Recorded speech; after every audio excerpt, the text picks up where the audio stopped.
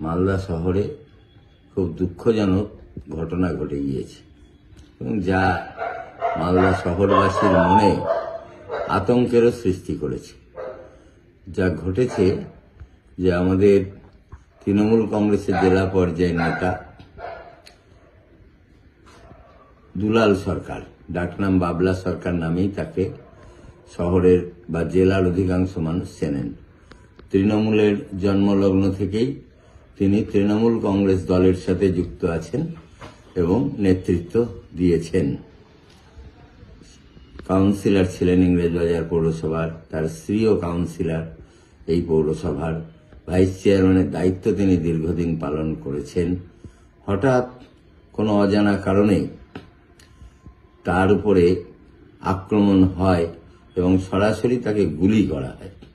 বেশ কয়েকটি গুলি তার শরীরে লাগে। আততায়ীরা গুলি করে পালিয়ে যায়, তিনি লুটিয়ে পড়েন। তারপরে মালদা মেডিকেল কলেজ হাসপাতালে নিয়ে যাওয়ার হয়, যা দেখা গেছে, এবং তার তিনি মৃত্যু মুখে পতিত হন।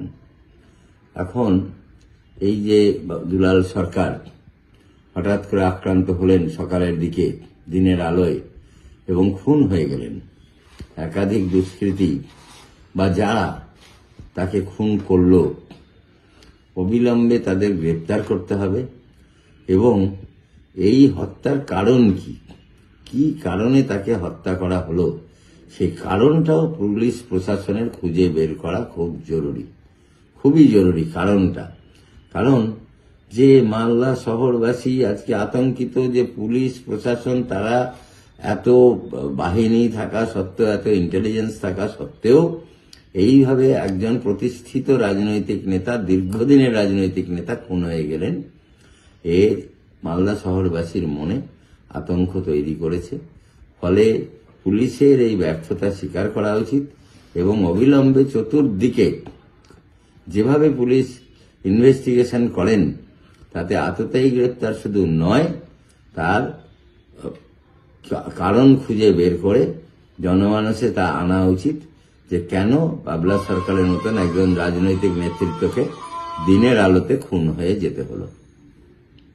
আমরা এই ঘটনার চরম নিন্দা প্রকাশ করছি এবং বাবলা সরকার, দুলাল সরকার, তার মৃত্যুতে দুঃখ প্রকাশ করছি জেলা বামফ্রন্টের পক্ষ থেকে।